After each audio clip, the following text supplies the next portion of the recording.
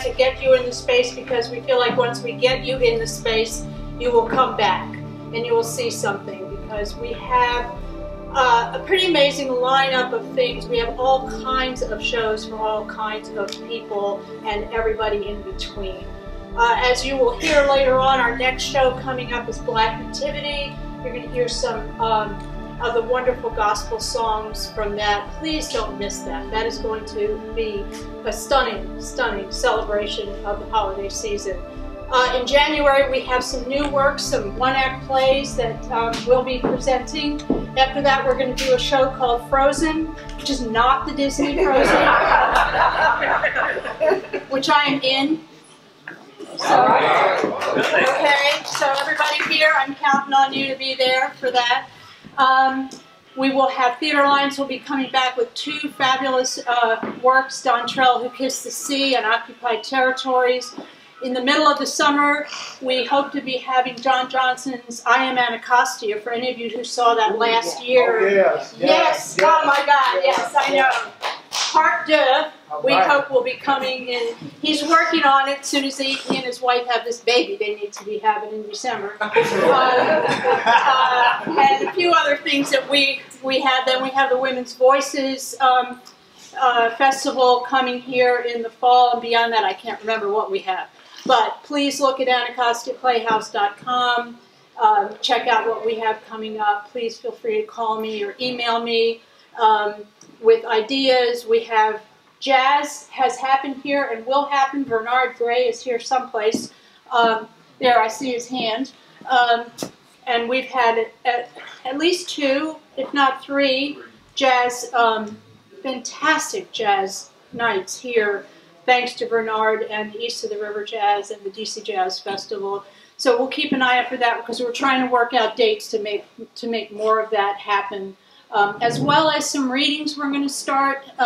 We have a local group, A is for Anacostia author Courtney Davis is what we're going to be putting together a storytelling group. John Johnson is actually going to moderate that. We're going to pull together some Anacostia stories and try and then have a presentation of whatever comes out of that group, which will be very exciting.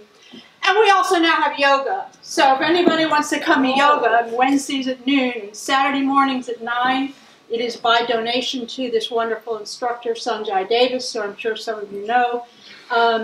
And she's doing it because she loves the community, and so do we. So thank you for tonight. Did I go over 2 minutes? Probably. It's your home. Oh, honey, thank you. It's your home, too. I turn it back to Phil. Thank you, Adele. Adele is not only the executive director of the Anacostia Playhouse, but she's a neighbor. She lives in the Anacostia Historic District. So you know, so Adele, I'm sure that all of the performances here are just going to be excellent, because after all, we know where you live. This month, there will be 3 holiday celebrations. Starting December the 16th will be the celebration of Hanukkah, and on December the 25th will be Christmas, and then starting December the 26th will be Kwanzaa.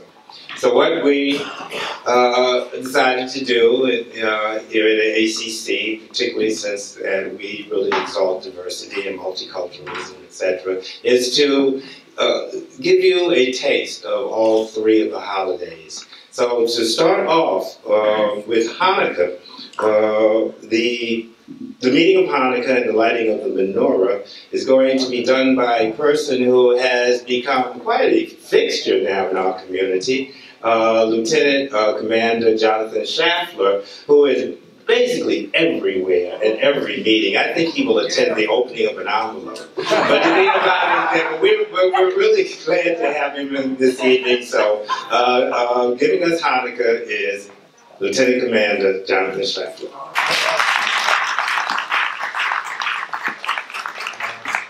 So I suppose if there was stuffing, I would attend an envelope. Being that we just got through with Thanksgiving. Thank you very much for the opportunity to come and talk. It was a little unexpected. I grew up a Jew. I would say I'm more Jew by faith than I am more Jew by heritage than I am by faith. But as a child, I have vivid memories of the holiday, of the flatbread matzah, hiding that throughout the house, and playing with a four-sided top called a dreidel that meant had 4 different sayings on it, and where it fell was how much chocolate you got. So we always tried to play a dreidel, and we hid the matzah, and we built a number of different traditions around that. And as in many modern-day families, when the parents split up, kind of the cultures went along with that. And I kind of drifted away from that a little bit. Always knew my heritage, and into my teens, almost married a Mormon girl. Spent some time in Thailand in a monastery, not as a monastery, but talking to the monks there, and spent some time in Nepal with some people there in a little bit of different cultures, and have married a born-again Christian. So I've gone the whole gamut of religious experience, and I'm kind of right in the middle where I went back to college and minored in Native American Studies, where I believe in the circle, and that we're all part of a greater good, and that you should do unto others as they would do unto you. I did not memorize anything to speak from, but I do have some written words, and Stan told me that I should just cram on it for 5 minutes and then memorize it and try to regurgitate it, and that would be very bad, because I wouldn't be able to tell you really anything about the holiday. But the brief history of Hanukkah, the Jewish holiday of Hanukkah, which begins on the 16th at sundown, celebrates 2 miracles. A great Jewish military victory, which I personally didn't know until tonight, and a miraculous spiritual victory in the temple. At Hanukkah, Jews commemorate the victory of the Maccabees over the Greek and Syrian forces of King Antiochus in the year 165 BCE. That regime sought to impose paganism on the Jewish people. They put a pagan idol, Zeus, in the temple and forced the Jews to eat non-kosher food. A group called the Maccabees, led by a man named Matthias and his brothers, revolted against these Hellenistic authorities. And by the 25th day of the Jewish month of Kislev, usually this date falls during December on our calendar, they miraculously regained control over the temple, cleansed it from defilement, and rededicated it. That's what Hanukkah means, rededication. In the temple, there was an eternal flame that had to stay lit all the time. But when the Jews came into the temple to light the flame, there was only enough oil to keep it burning for 1 day. After they lit it, however, a second miracle occurred. The lamp remained lit for 8 days until the new oil arrived. This is how Hanukkah became known as the Festival of Lights. To commemorate this miracle during Hanukkah, Jews light the menorah. They light 1 candle each night of Hanukkah, and you get presents each night, which is cool. And offer prayers, thanking God for his miracles performed for their ancestors. Another tradition is playing the dreidel, as I spoke to, a game using a small square spinning top. Tradition links this game to the time when the pagan king Antiochus Ephraites was oppressing the Jewish people and trying to force them to assimilate into Greek culture. Antiochus made it illegal to study the Torah, which is our scripture, punishable by death. It is said that Jews who studied in defiance of the ban would conceal their activity by having their children play games with a toy outside the home, and the children would warn those inside by studying the Bible whenever an official inspector was in sight. Written on the dreidel are the 4 Hebrew letters of Nun, Gimel, Hey, and Shin, which form the acronym for the phrase Nes Gadol Heya Sham, a great miracle happened here, referring to the miracle of the oil burning in the temple. In Israel, this liturgy is changed to a great miracle happened here. So, a little brief history of Hanukkah. The menorah is kind of special. It's got some significance to me. This one is actually the menorah we use at our house. We have a long holiday season since we have a Christmas tree and a menorah, so I get to party all month, which is really cool until you have to pay for all that stuff. And it's so cool. And take it up and put it down and all the different trimmings that go with both holidays. Thank God we don't do that for Thanksgiving, because I'd really be in trouble. What would we have for turkey instead of them? I don't know. Anyway, that's another discussion. I just really appreciate this community. I've just moved to a place here in Congress Heights, and really believe that the Coast Guard and our people love the neighborhood that we've chosen for our headquarters and continue to make good friends in the community, and I thank you for that. Oh, you want the mic? I actually know a prayer. Nobody here speaks Hebrew? Anybody here speak Hebrew? No? No? Good. So I can butcher this and nobody's going to know, right? Pull up your Google. Google. Verify. Yeah, verify. Good luck with that, brother. So this is called the shamash. This is the kind of the conductor, you would say. So on the first night, it's left to right. You light the first candle. I think it's a miracle in itself that I didn't break any of these candles on the way over here. So the first candle is lit, and the second candle lights with it. No. Bad candle. Baruch atah Adonai Eloheinu melech haolam, hamotzi lehem min haaretz. Amen. I don't know many, but that's it. And for an encore, I feel good. No. All right. What else would you like me to do, my friend? Light them all. Oh, you want me to light them all? You know another prayer? Are there any firemen in the house? Me and I can do water. I don't do fire too well. Coast Guard, Coast Guard. Repeat the prayer because it's really beautiful. No. Yes, it is. It is. Oh, okay. That's You say it again. there is that. Let's see. Baruch atah Adonai Eloheinu melech haolam, asher kiddushanav bar mitzvah tov lahadnik shel Hanukkah. I think that's actually it. So I forgive you for the last one, which probably said something really bad about somebody. The ashtray is right under the top. I got it. So I'm supposed to take the Shema. Actually, I did that wrong. So I'm supposed to take this and light all of these. So Stan Jackson, I dare you to follow me on this one. All right.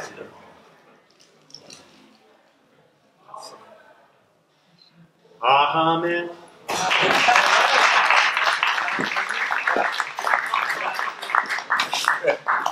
I was invited down to the mall on Christmas to light those. Right? I lit every candle one day. One day. The folks didn't tell me you're supposed to light just one at a time. I'm probably not going to get a single present today because I lit all of them at once. Well done, man. Very well done. Thank you. From December the 26th through January the 1st, there are many in the African American community who will celebrate Kwanzaa. And to bring the Kwanzaa message to us this evening, we have really a true community icon. Baba Melvin Deal is the founder and director of the African Heritage Dancers and Drummers, has been helping to help this community reconnect with our cultural and historical roots for 58 years. Wow. Yes, 58 years. So I bring to you, truly, a community treasure, Baba Melvin Deal and the African Heritage Dancers and Drummers.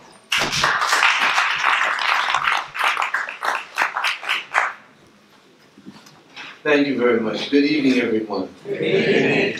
First, I want to say good evening to God and our ancestors, and to friends and family and fellow artists. It is always an honor to be asked to come and give good information and to pray, because many people invite you for many things, but seldom do they ask you to come and give good information and to pray. All right? So this evening we want to give you an overview briefly of Kwanzaa, and then we're going to perform in celebration of Kwanzaa. Now, when Kwanzaa was created in 1966 by Maulana Ron Karenga, it was a hope and a revelation by Dr. Karenga that Kwanzaa would be able to re-spiritualize, if you will, the lives of African American people, because it's difficult to try to explain in words how it felt to be a commodity, as well as be a part of an economic system that had very little conscience about what it did with the people that were bought and sold. So he says, okay, maybe we can create something that would reconnect us to our spirituality and our African heritage. Of course, many people said in the beginning when Kwanzaa first came about, well, it's very similar to Hanukkah. I said, yes, we are very similar in our projection because we're more alike than we are what? Different. Exactly. So then people says, well, okay, do you have a right to create Kwanzaa? I said, always have license by way of God to do good things. Because many people do bad things and they don't have license. Right? So, Kwanzaa was created using Kiswahili as a foundational language. And the first day of Kwanzaa is December 26th. And the quote for that day is Habaragani, what's the news? And the first candle would be lit, known as Umoja, unity. Second day, Kujishagalia, self-determination. Ujima, collective work and responsibility. Ujama, cooperative economics. Nia, purpose. Kuumba, creativity. And Imani. And each of those principles are discussed in the family. And people are encouraged to engage, celebrating the fact that they are alive and the fact that they have something that is intrinsically their own, that they can use to re-energize themselves for the holiday season. Many people do not understand that to be alive at holiday time is truly a privilege because it is the season of light. God knows we have too much darkness in the world. And the season of light brings forth an understanding of the eternal perspective of our spirit. We've lost a great leader, Mary Barry. But his spirit lives in us because he was a man of knowing. He was, what do you mean knowing? Knowing is when you know that God is real. That is knowing. And that you do things not according to man's perspective of understanding, but because it is right. And you know that you will be preserved because it is what? Right. You can go and stand in front of a lion with halitosis if you are right, and he won't bite. But if you know you're wrong, don't do it. Because he will what? Bite you because he knows that you're not what? Righteous. So Marion was a righteous brother. He has not gone anywhere. He's still around. He was in my living room this morning about 3 o'clock playing my drums. I said, wait a minute. But he's around and you're going to see him. He's going to come and visit you. Don't get scared. Please don't get scared. He's only coming to bless you. Now, we're going to bring the dancers and the drummers briefly. And before we do, we want to pour libation to our ancestors, which is very important. Because our ancestors paid the price for us to be here today. All of us who fried, died, laid to the side, cuted and cute, could not be who we are if it had not been for our ancestors. Paving the way for us, and I don't just say African-American ancestors, but I'm talking about all of the ancestors of the Jewish people, the Asian community, the Hispanic community. All of the ancestors had paid a price for us to be here today, to have water every day, food every day, fuel every day, education every day, money every day, because they didn't have it, and we do.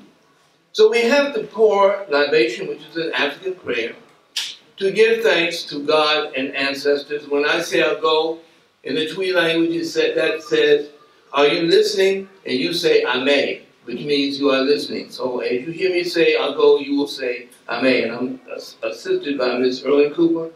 Miss Cooper, would you come up and ring the bell, please? And we're going to do a small libation here for our ancestors and for God Almighty.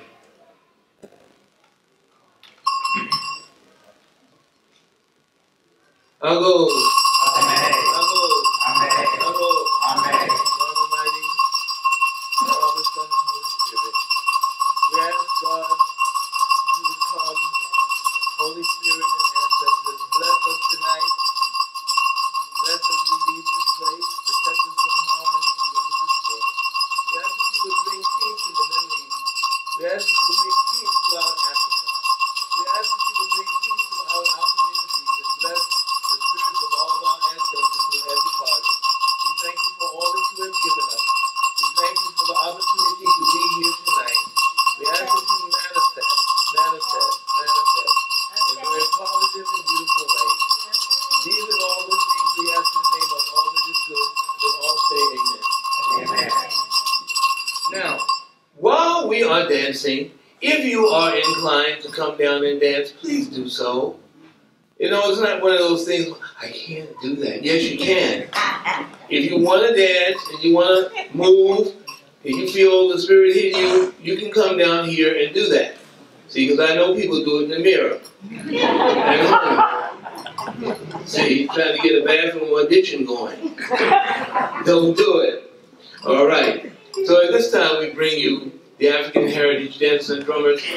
Ms. Cooper, Ms. Pinky is here, Mr. Johnson, and Antonio, and my lead drummer for many years, Mr. Anthony Phillips, and we hope you enjoy our performance. Thank you.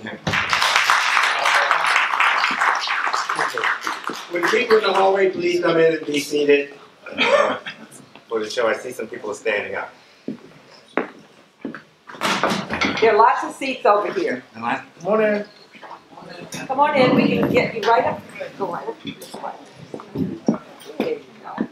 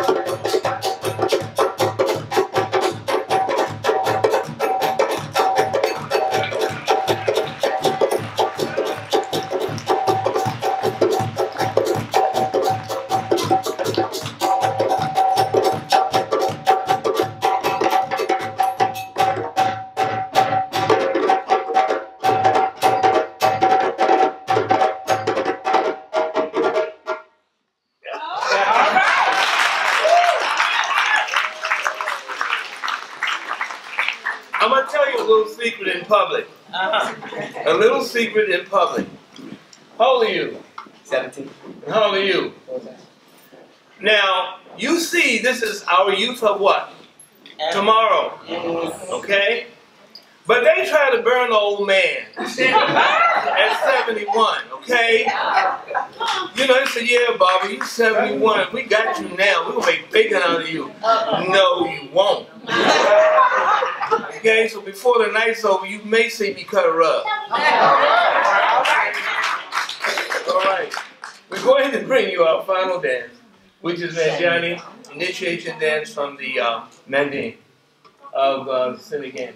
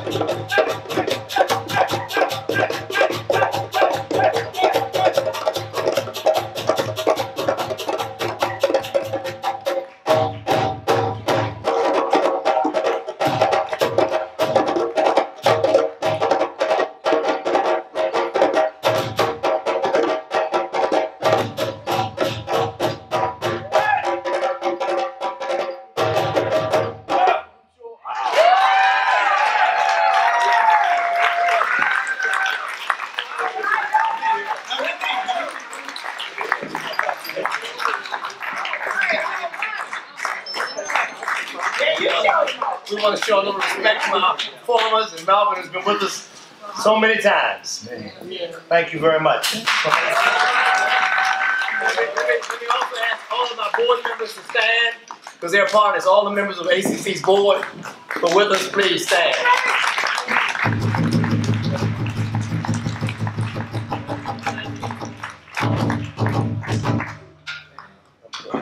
Beautiful, beautiful.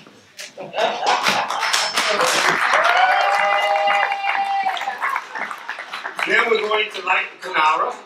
And we have 7 people who are going to do the principles. But before we do that, with the people who want to come in, there are plenty of seats. Well, not plenty, but yeah, a few seats. I think they're afraid of coming across the camera. So please come in and sit down. Okay, we're going to quickly do the 7 principles. Each night of Kwanzaa, a principle is celebrated.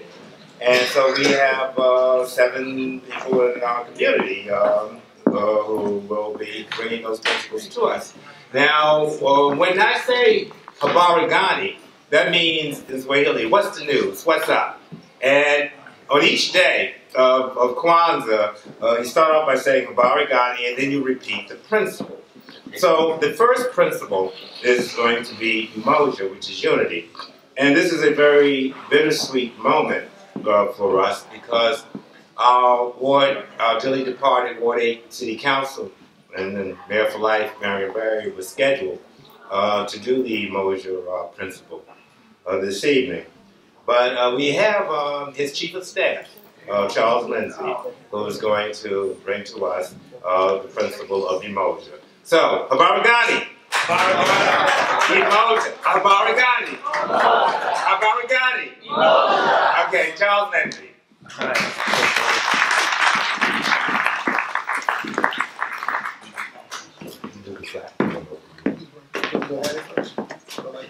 No. Speak first. Okay. You gotta please forgive me.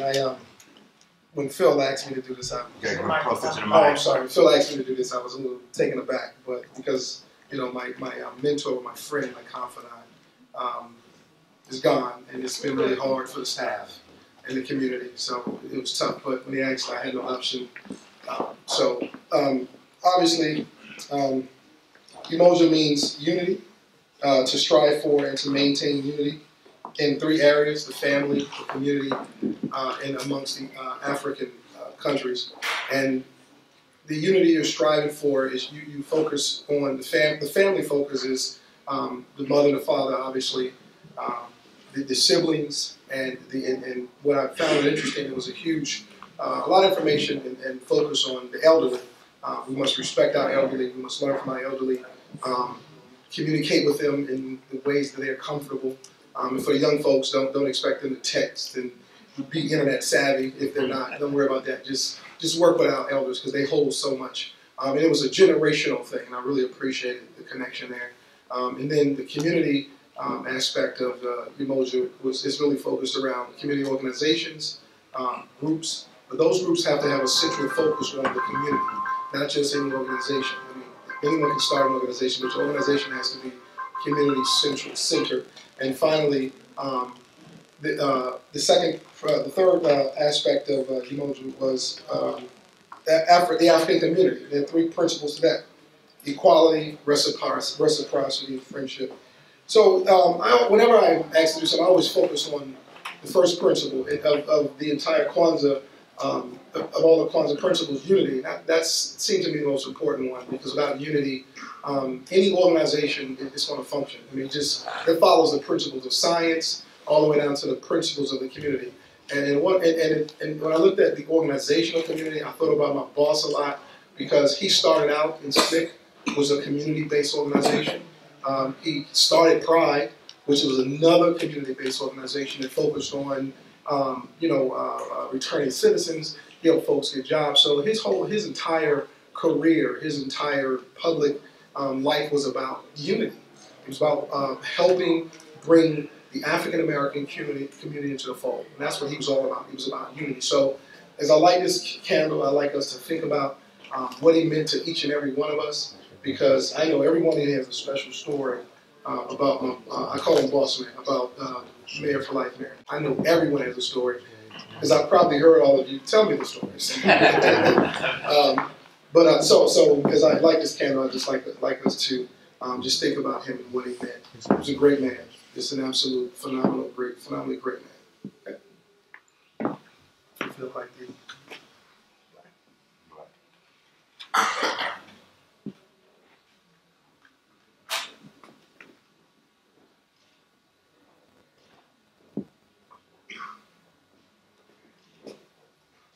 Thank you, Charles.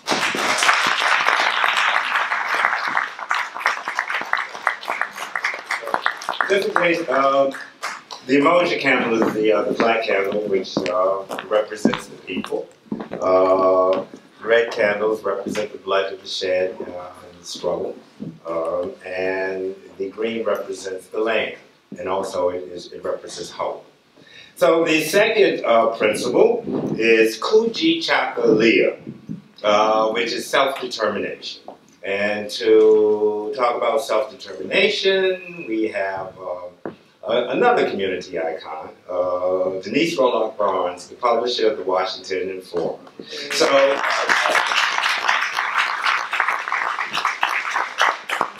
Abarigani. Kuji Chakalia. Once again. Abarigani. Kuji Chakalia. Abarigani. Abarigani. Abarigani. Self-determination.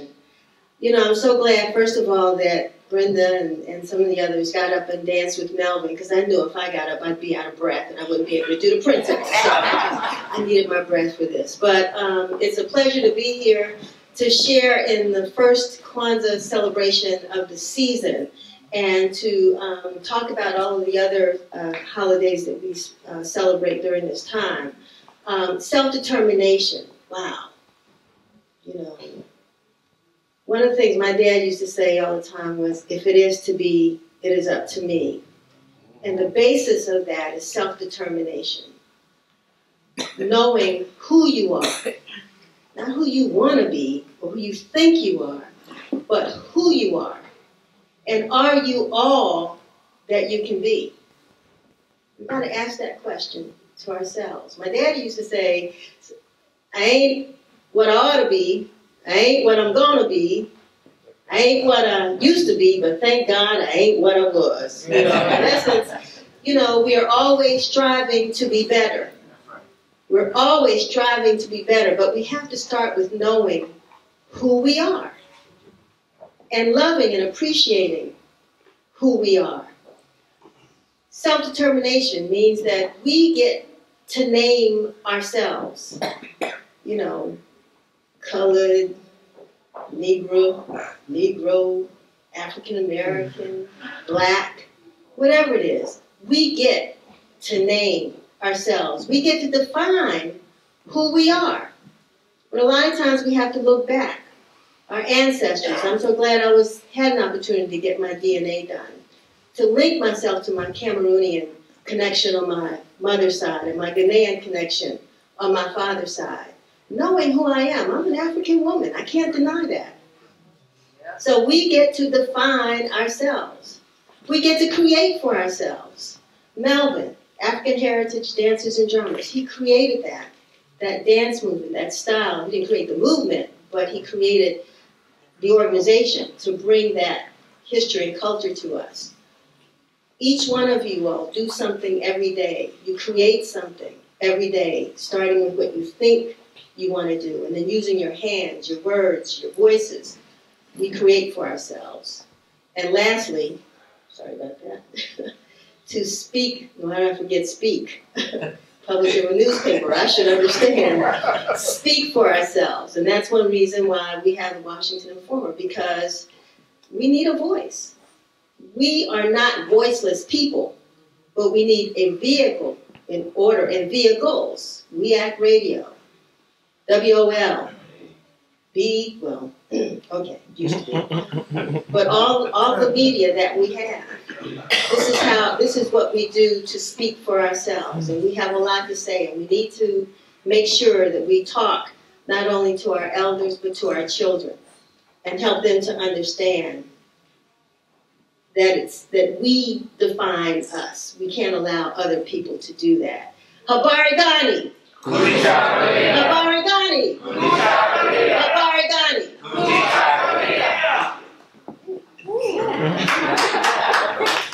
Feelings is the last. The last.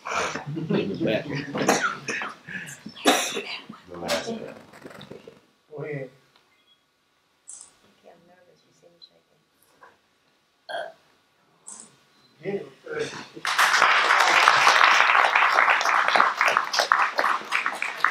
Third principle is Ujima, collective work and responsibility. And to bring Ujima to us is Dion Rita, who is the Director of Community Engagement for the Far Southeast Family Strengthening Collaborative. So, Habaragani. Ujima. What's it? Habaragani. Habaragani. Dion Rita. Good evening, everyone. Good evening. I'm honored to be among all of these wonderful people, and especially to be asked to give one of these 7 principles. I said, oh my goodness, Charles and Tanisha LaBonce and Connie Spanner and me, Dion. All right. So thank you so much. I'm honored to be here. Instantly, when I think of Ujima, I think of not just collective responsibility, but the purpose for the organization that I'm employed with. It makes me feel proud and honored to be in a position right now in my life that I'm fulfilling my purpose through Ujima. I'm fulfilling my purpose through collective responsibility and work. Ujima actually reminds us of our obligations to the past, the present, and the future. We all have a role to play in our community, society, and the world. It is our responsibility to teach our young people the importance of being responsible and the collective work that's required to be a responsible citizen in the city. It's important for us to understand collective work is not just in our family. Collective work isn't just in our community, but the collective work and responsibility we all have as people is the collective responsibility we have to actually be a servant in this world. So for me, Ujima means collective responsibility, collective work, but most importantly, being a servant of the collective family that I'm a part of. Ujima. The last. It's the last.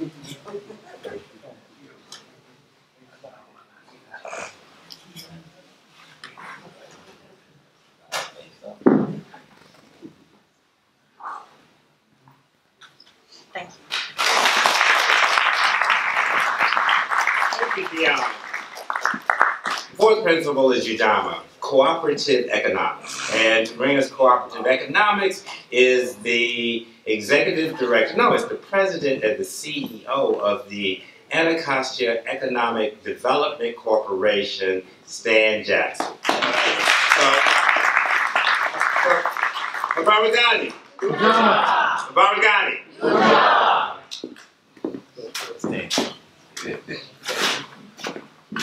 Again, let me say it's truly an honor and a pleasure to be among such exciting people here.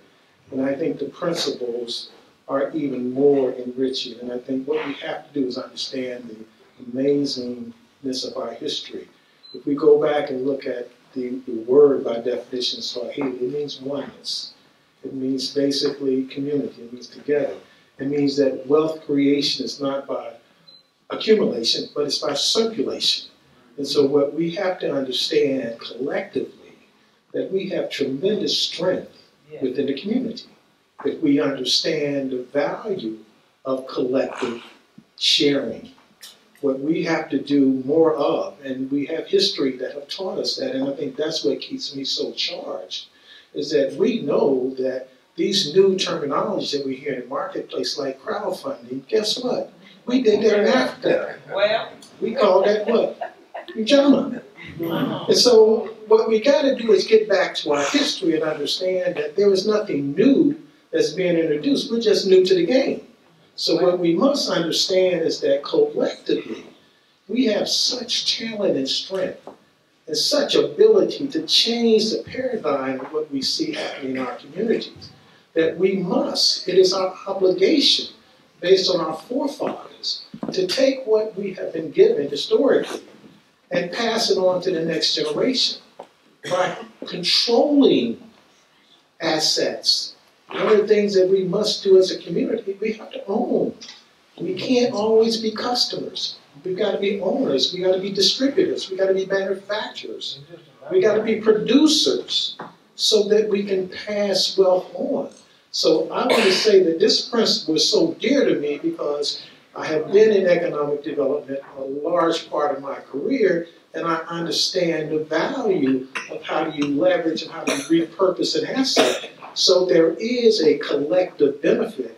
So what I hope that we understand from these principles, as you follow the three that preceded me, they're all connected, and they're connected around the whole notion of independence, of collective control, of collective identity. So I just want to say to the ACC board and family, I am so proud to be part of this and to share with you just for a moment how important our history has been to bring us to this point in time. So I would like to leave with saying, you're John. The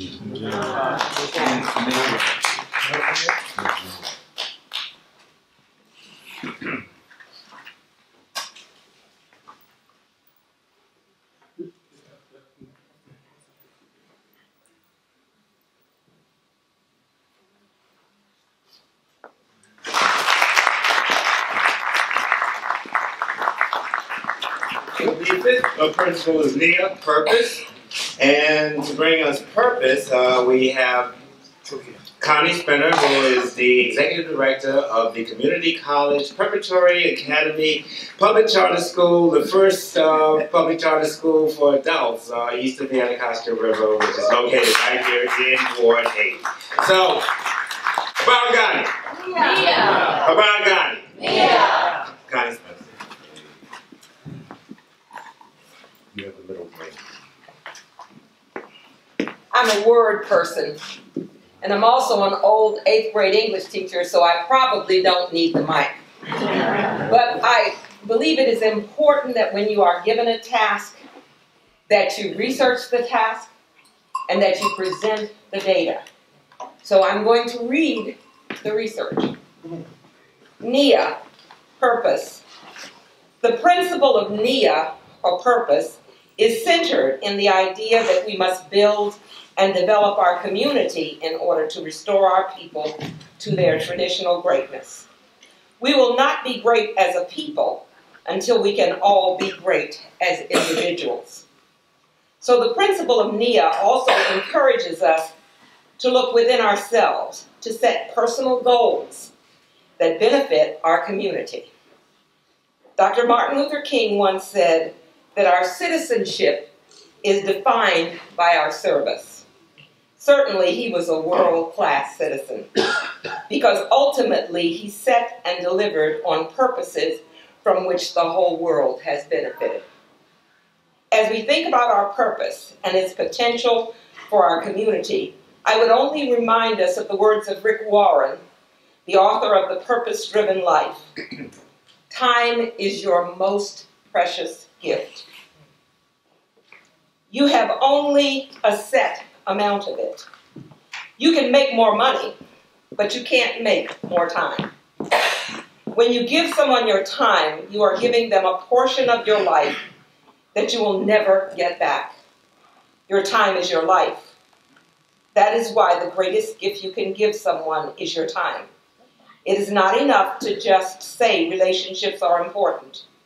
We must prove it by investing time in them. Words alone are worthless. Our love should not just be words and talk. It must be true love, which shows itself in action. Relationships take time and effort, and the best way to spell love is T-I-M-E. We must make all of our time have purpose.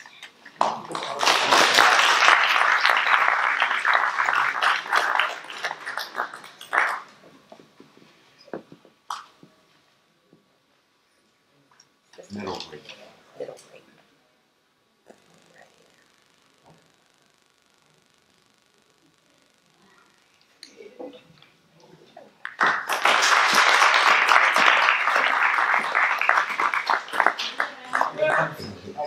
Thank you, Connie. To do the sixth principle, Okluma, creativity, we have, and please forgive me, I know I'm going to mess up his surname, the chair of the Ward 8 Council on Arts and Culture, Tendani Mepablusi L. And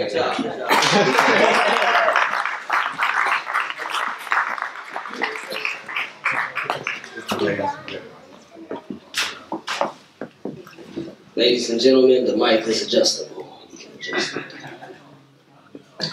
So I go to the top of the head. And I really don't write stuff down for these kinds of things, but I just kept some notes so I won't go too long. You know, I'm a person who really lives this creative life. You know, I've been self-employed since 2007 as a creative entrepreneur. I have a creative enterprise that's based in Ward 8. And I really live creativity in my everyday life. And to the point where everything I get paid to do now, I would have did for free anyway.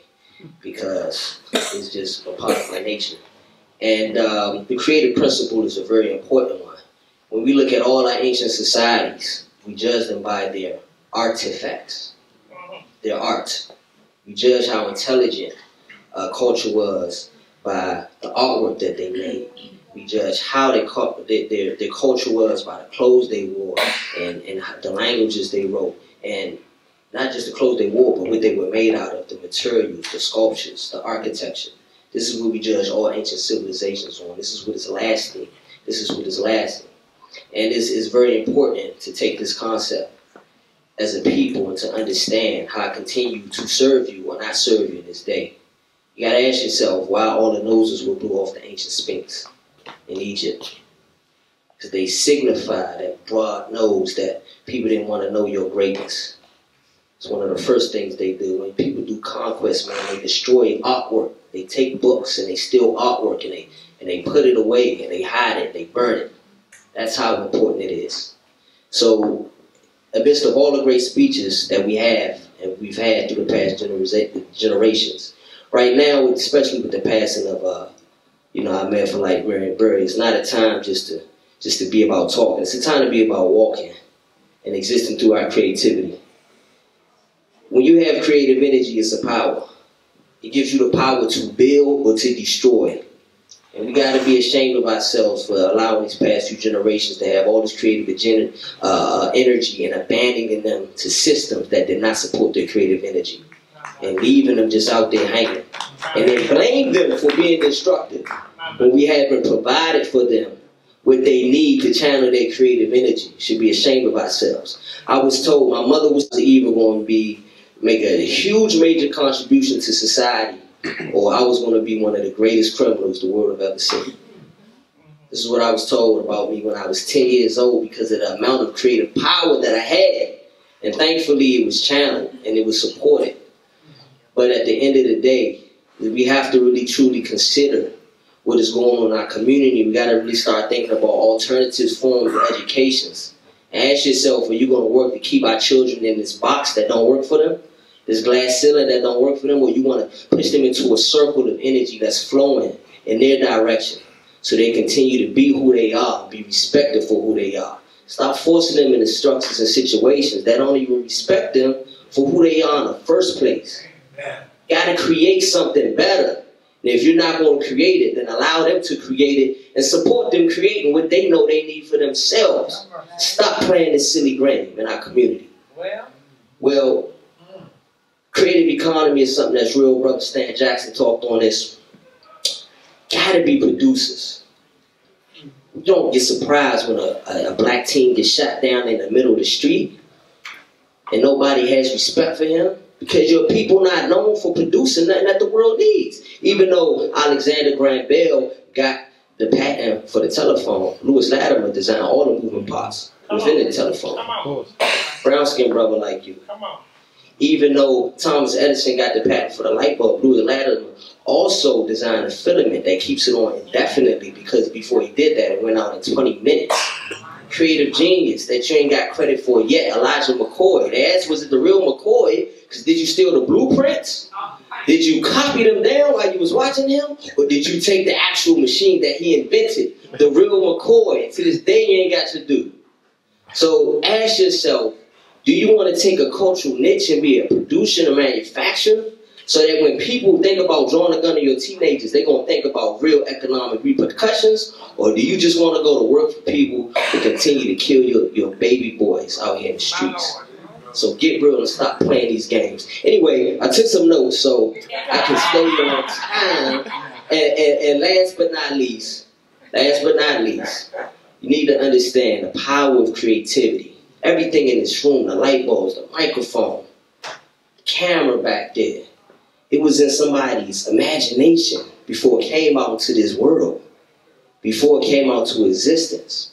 That's how beautiful the mind and imagination is. But when we play these silly games with ourselves, the first thing we do is we kill our imagination. And so let's not kill the imagination of any more children in our community. Let's feed their imagination.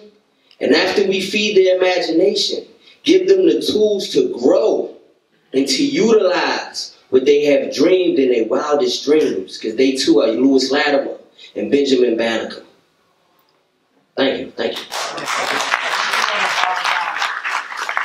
Abaragani.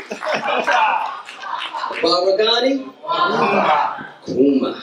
That's right. It's the principle of creativity. Now, which camera? The red. Thank you very much. Beautiful, beautiful. Yeah. Wonderful, wonderful. Woo! Creative power. Love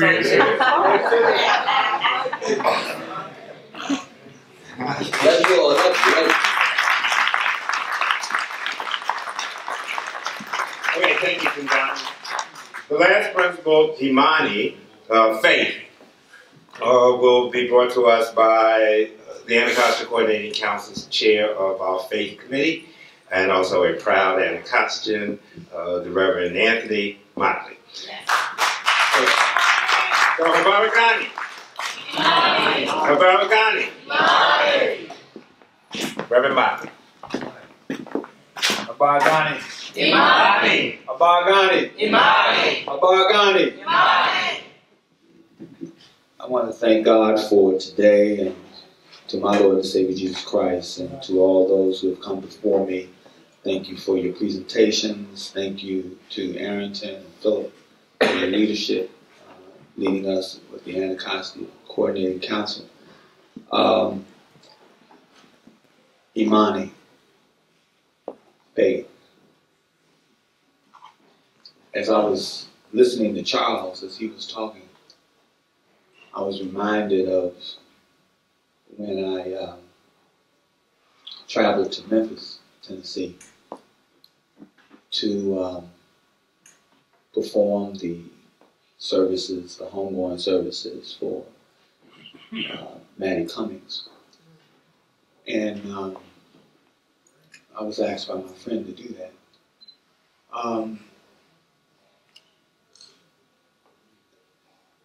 During that time, spending time with the family, found out a lot about my friend. And one thing that I found out about him, which I did not know, was that he sat on the mourner's bench. And Jennifer, you know what I'm talking about. He sat on the mourner's bench when he was 7 years old. And they made him sit there until the Spirit came. And when the Spirit came, his uncle told me that he fell out on the floor and he received the presence of the Holy Spirit. So when we got him, the work had already been done. It was a completed work. And the journey from Memphis to DC was a faith journey. The work that was done, his mother was a missionary. And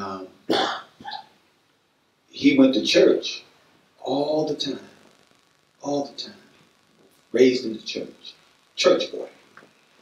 People didn't know that.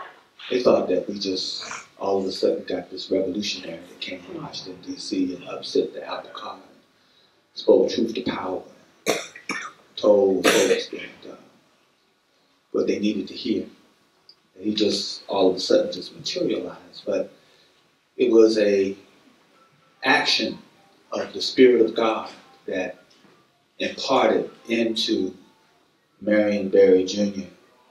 the Holy Spirit that allowed him to walk by faith and not by sight. It allowed him to have faith in people, faith in children. That's why he started the Mayor's Youth Leadership Program, the Summer Youth Program, faith in parents, how he would make sure that on the school board that parents were involved. Kind of, you know how he wanted to make sure parents were involved. Faith in teachers and making sure that the schools had what they needed in order that we might be able to teach our children. Faith in our leaders. He had faith in the leadership of Washington, D.C., faith in the leadership of people in our community. Imani, faith in the righteous struggle, the struggle for liberation of all black people. No matter where we are, no matter what we're doing, this guy, a friend to many, confidant to many, had faith. And so I just want to say to our community that we've got to keep the faith. We've got to keep the faith and the hope.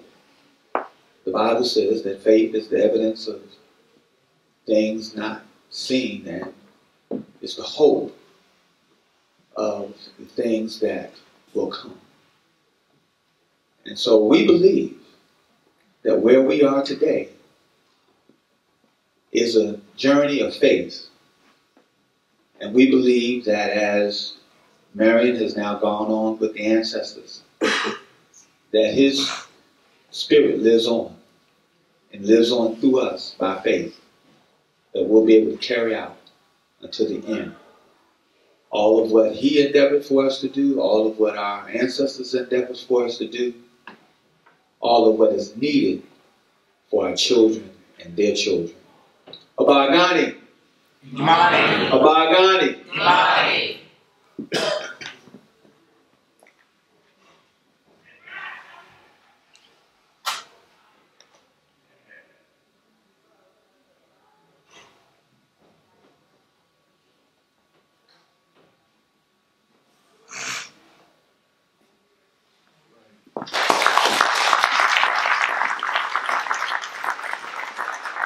Let me give a hand for all 7 of our presenters.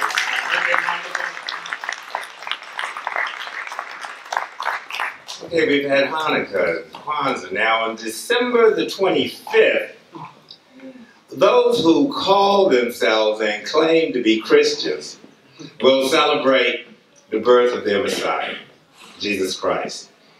And to bring us the meaning of Christmas, we're going to have a performance by the Theater Ensemble Company, which is the resident company here at this playhouse. And Black Activity is coming to this theater on December 11th and running through January 4th. But to tell us more about that, I call on Colin Hogley, who is the producing artistic director of the Theater Alliance. And thank you, Colin, for being so patient. I know that the performers there are waiting to go on, so thank you. So, in the spirit of Christmas, I bring you Colin Hogley. Hello, everyone. As Phil said, I'm the producing artistic director of Theater Alliance. We were on 8th Street for 10 years at the 8th Street Playhouse. And when we lost that space, when Adele lost that space, and she pioneered and came over here and created this incredible vision of the Anacostia Playhouse, we came with her. Some of you might have seen some of the shows we've done in the past. We produced Brokology as the first show here, the first full run here. And just recently, we made an agreement with the Anacostia Playhouse to be here for 3 to 5 years as the resident company. So, in that transition from the H Street Playhouse to the Anacostia Playhouse, we were at the ArchDC for a little bit at the Hive. We didn't produce Black Nativity. We had produced it in 2009, 2010, 2011. And in looking at this season and planning this season, it just felt really like the right fit to bring it back and to bring it here to Anacostia. So right now, this last weekend, we opened at Bowie State University. We're doing 7 performances at Bowie State University in a space very similar to this.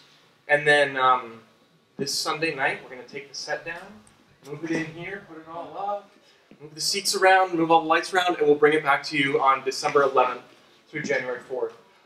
So in just a second, we're going to sing a couple songs for you.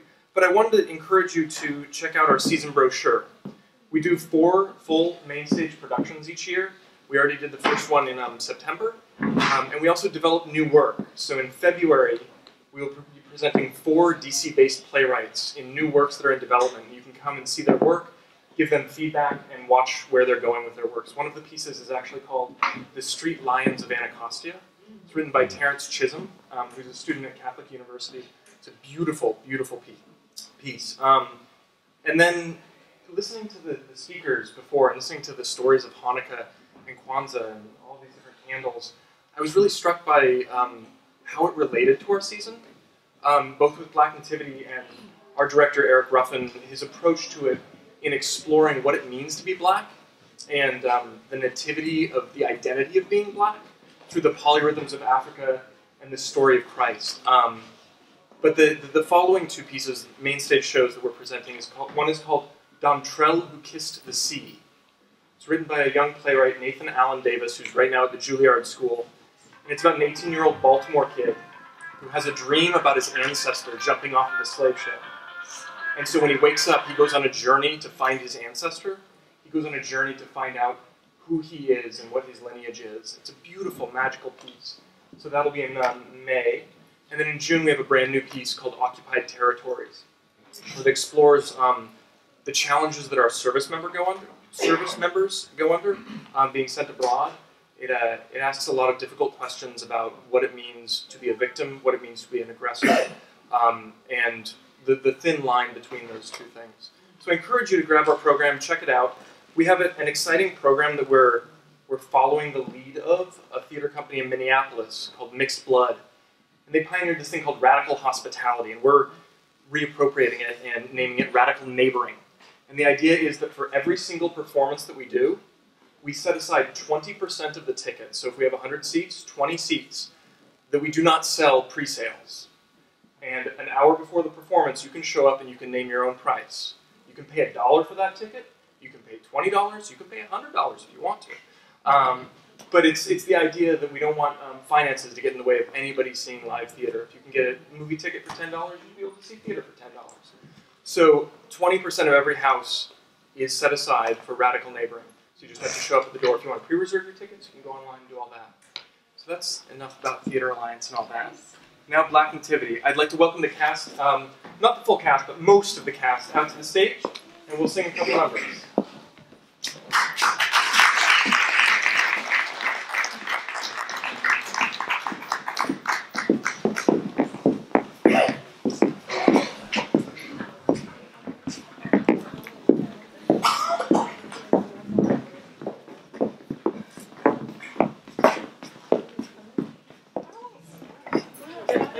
Hello, everybody. Hi. How are you, everyone? So this is not the amen. So this is not the whole cast, but a couple of us could be here today. So we're just going to sing a couple of songs for you. Is that all right? Yeah. All right.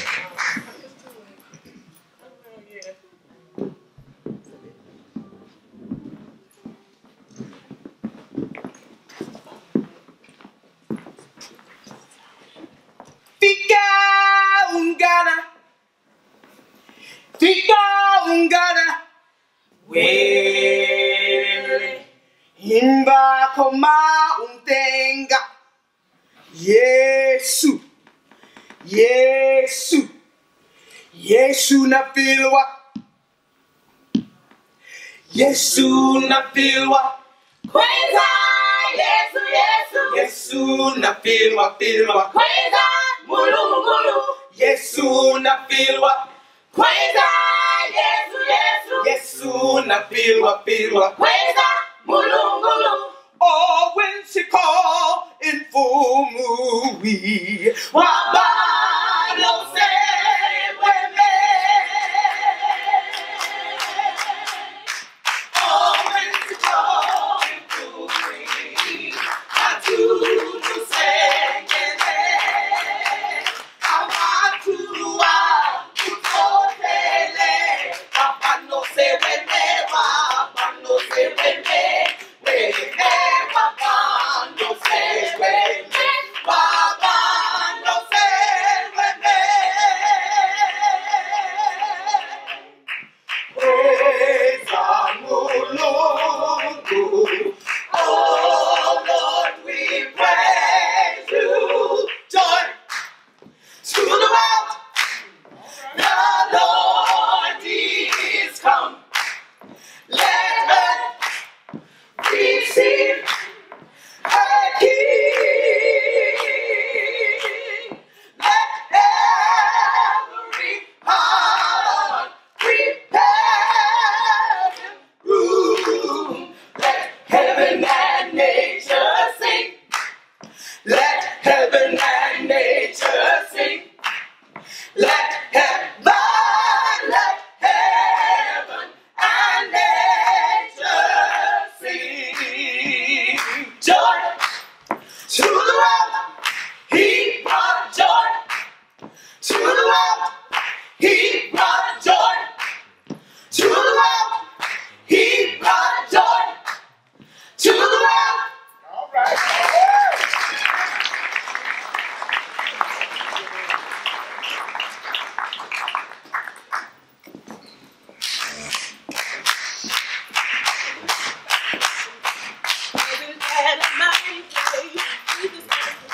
Oh, wasn't that a mighty day when Jesus Christ was born? Wasn't that a mighty day when Jesus Christ was born? Angels sang in glory, Jesus Christ is born. Great bright star shone in the east when Jesus Christ was born. Oh, great bright star shone in the east when Jesus Christ was born. Great bright star shone in the east when Jesus Christ was born. Angels sang in glory, Jesus Christ is born. Wasn't that a mighty day when Jesus Christ was born? Oh, wasn't that a mighty day when Jesus Christ was born? Wasn't that a mighty day when Jesus Christ was born? Angels sang in glory, angels sang in glory, angels sang in glory, angels sang in glory, angels sang in glory, angels sang in glory. Jesus Christ is born.